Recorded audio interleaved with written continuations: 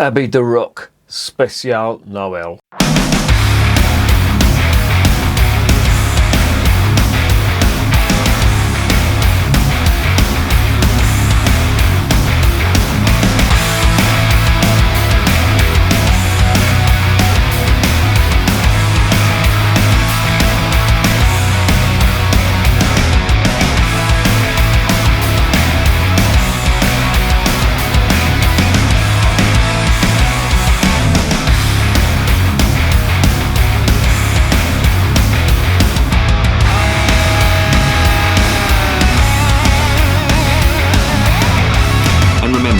Life is too short to be drinking shitty beer.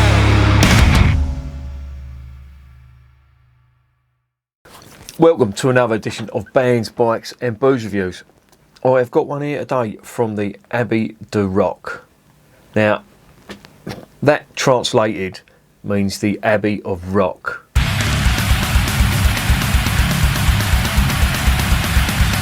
Now, in my head, I've got a load of monks and vicars playing guitars and singing Smoke on the Water and Paranoid, but it probably ain't what really happened in there. They're from the Walloon region of Belgium, the Hainaut region, and I bought that on, where was that I got that from, I think it was from the Hereford beer shop. Just one sec. I have here a piece of paper. Is it this one?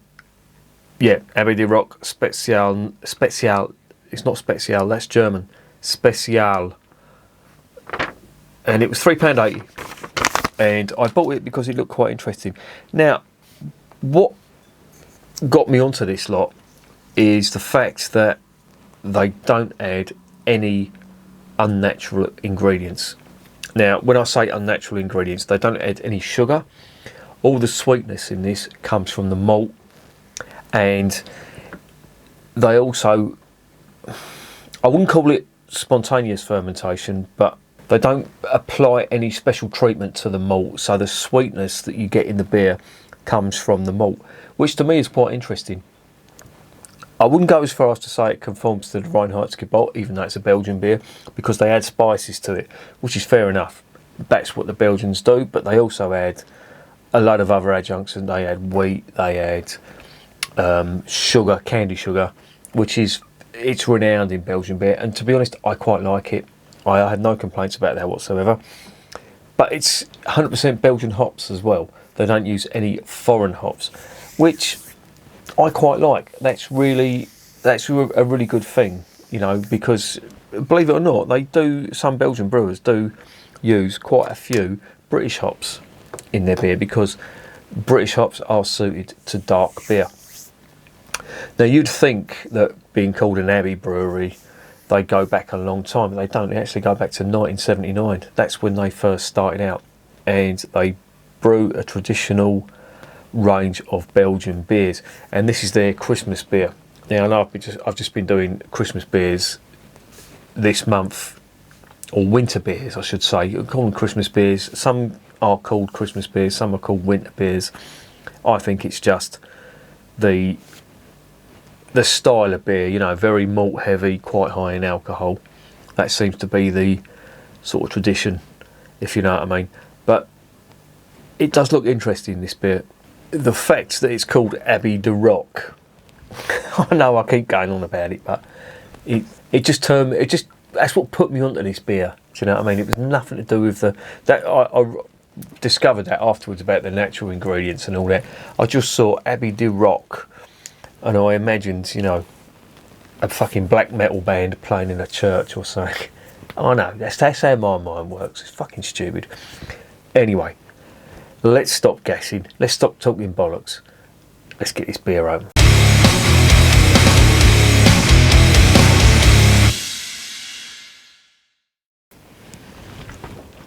Right, Mr. Magoo has got to put his fucking bins back on because he can see fucking nothing at the moment. Oh ho! Trying to placate me with intoxicating drinks.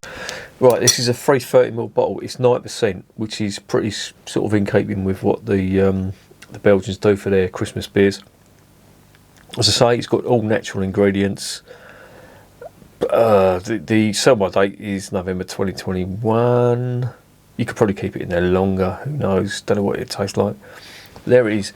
There is the back of the label. If you want to read the spiel, I'm not going to read that because, quite frankly, I can't understand half of what's written there. There's the front of it. That'd make a great album cover, wouldn't it? You know, a black metal band having that on the front and then a picture of old Nick himself on the back. There it is, Special Noël. Of course, Noël means Christmas in French, and there is the cap. It's just plain purple. Why purple? Deep purple, of course. This really is the rock Abbaye of Belgium.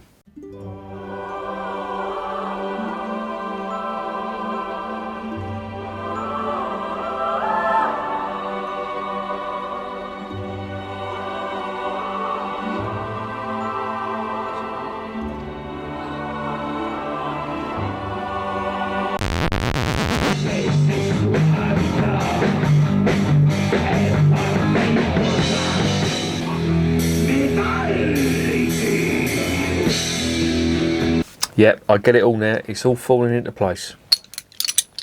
Smoke on ye olde water, as they say. I love purple. Do you know what? I first got into purple in I was into punk at the time, and I bought the In Rock album from a record and tape exchange.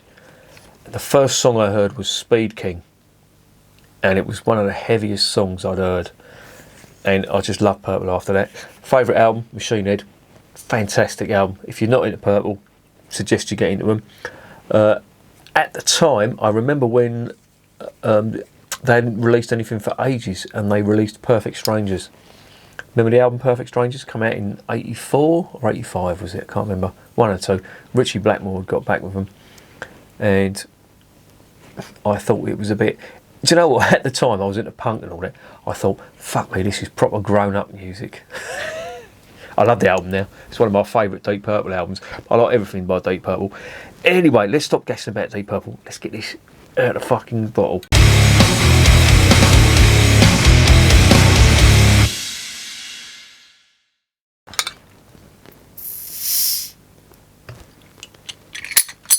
Right. Oh, you bastard. You fucking... See, God done that.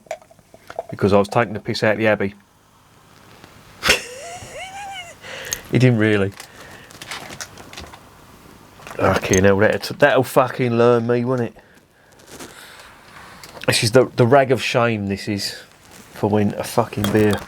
To be fair, what happened with that, I had that in the fridge, and it was on its side.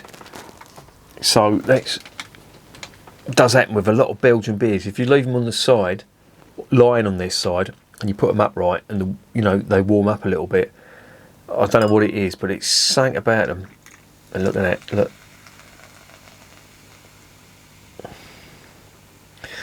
God don't like me for some reason. Fucking hell. It's 9%. The head ain't going to last long on that, so I might as well just fucking write that off. What are we getting on the nose? Well, toasted caramel malt, or roasted caramel malt, I should say. There's a sweetness to that, but it's quite nice.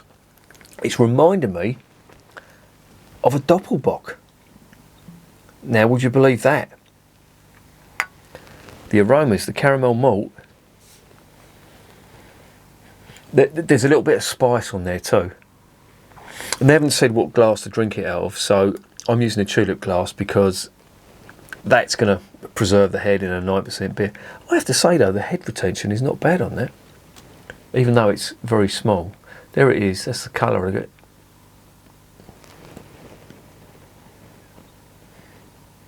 It smells actually quite nice. It does smell like a reasonable Doppelbock. I wouldn't have said that was Belgium. If I'd have smelt that, I'd have said it was more in keeping with like a Doppelbock or even an Icebock as well. Oh well, it smells good. Hopefully it tastes good.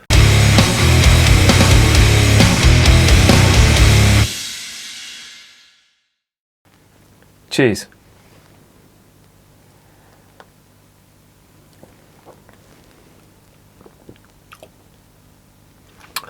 Oh, that's lovely. Oh, Oh, that's really good. Wow. Oh, that's fantastic. That is a great beer.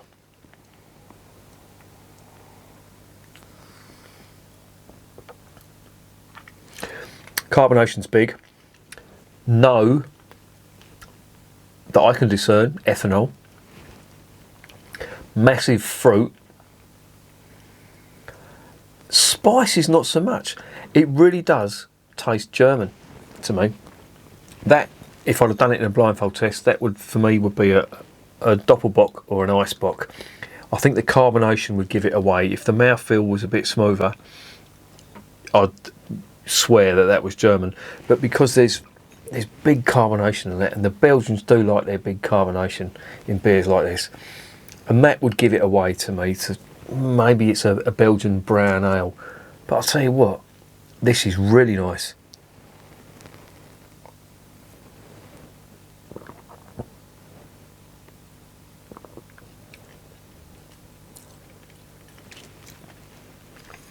It's sweet, but it's not artificial sweet. I don't think, anyway.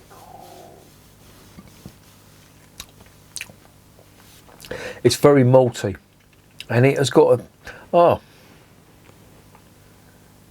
it's got an almost bitter coffee, roasted malt, and hoppy bitterness on the arse end of it.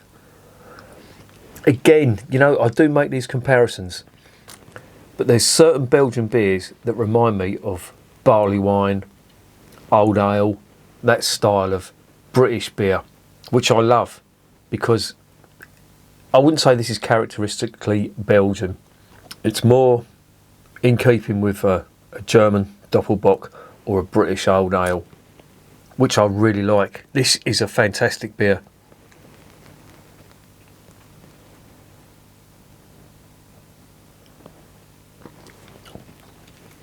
The only criticism,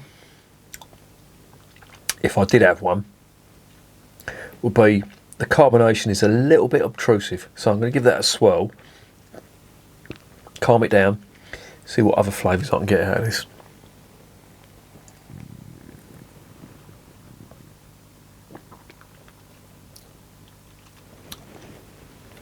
Wow, that's really good. The ethanol's coming through a little bit now as well. Wasn't getting that initially. I think as it's warming up a little bit, you're getting that ethanol flavour. But this was sat in my fridge for ages, and I really, do you know what?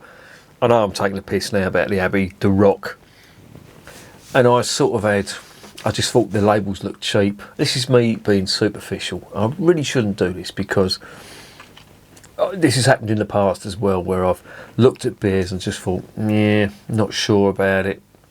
Left them, and then eventually, you know, begrudgingly tried them, and they've been absolutely amazing. And this is one of them. I really do like it. It really does taste good. There's the colour of it. I mean, that, if you looked at that in any other glass, if that was in a pint glass or a stein, you could mistake that for a barley wine or a, well, it's a little bit light for a barley wine. They're normally darker than that, but certainly a Doppelbock, definitely. But at 9%, you're sort of pushing it. An Eisbock, possibly.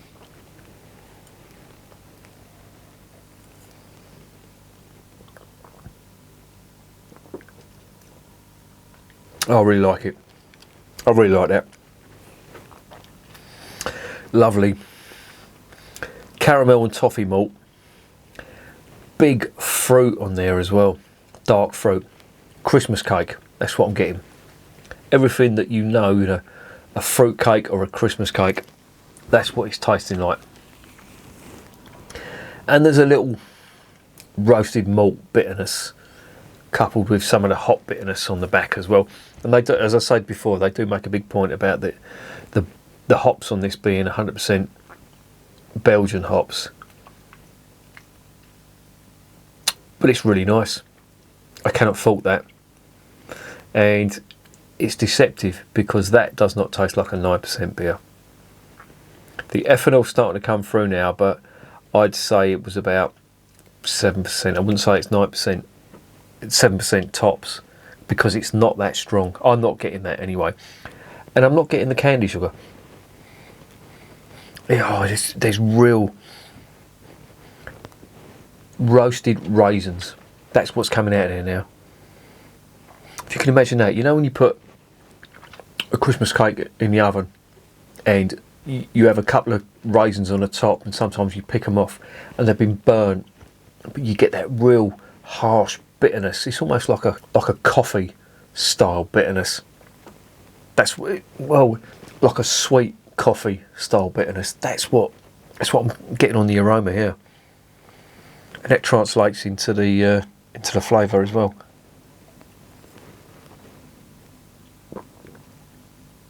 Oh, I'll tell you what. I'll have to say, now this is the first beer I've tried from this lot. Don't ask me why I tried this. Actually, did I say how much it was? I got it from the Hereford Beer House, Abbaye Rocs, £3.80. Don't know why. It wasn't cheap, but I just picked this one out, and I'm so glad I have, because you know what? That, for me, from what I can remember, is the best Belgian Christmas beer I've tasted so far. That's my kind of beer. Now, taste is subjective, I know, and there's big brewers out there, you know, St Bernardus and Leffe. I've still got the Leffe Christmas beer in there, but there's quite a few Belgian Christmas beers. But for me, they have got this bang on, and I think the reason I like it is because they've kept the adjuncts out. The only thing they've put in there is a little bit of spice, which, to be honest, it doesn't really come through. This is all about the malt. There is a little bit of hot bitterness on there, but the malt is what makes this beer, and it's great. I love it.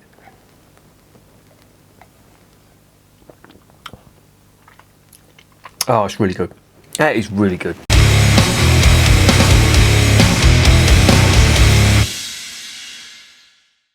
So what's the verdict on the Abbaye of Rocs?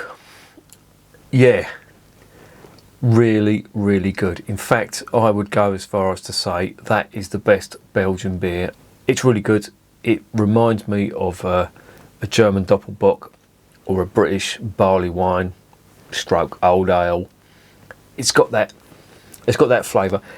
And what I like about it is it hasn't got the masses of candy sugar and the artificial and the adjuncts that they add to Belgian beers. Now, don't get me wrong, I do like them flavours. I really do. But when you come up against something like this from Belgium, you just think, well, this to me is Belgian beer done right. Now, you could argue that it's, if you tasted it, it's very similar to the German styles of winter beers and all that, but why not? That's really good. For me, that's a 10 out of 10. I really do like that. And if you like Doppelbocks, if you like the ice box, if you like barley wine, if you like British old ale, this is a different style of Belgian beer. It hasn't got the usual characteristics of a Belgian beer. But I'll tell you something, that is not a bad thing, because that tastes brilliant. That's a 10 out of 10. I recommend this all day long. £3.80 from the beer shop in Hereford, the Hereford Beer House. Check them out. Really worth checking out. And I think, as far as I know, that's the only place it's available. But it's £3.80 a bottle. But it's one of them beers that you have at Christmas, and it's a bit of a treat. I'd recommend that. I'd recommend it so much, I've got to take my glasses off. But it's really good. I love it, despite the fact it frothed up. I think that was, I think it was God having a go at me, because I said black metal bands would be playing in an abbey in Belgium. But fuck, who knows? This is brilliant. This is 10 out of 10. This is recommended. And remember, beer is working class champagne.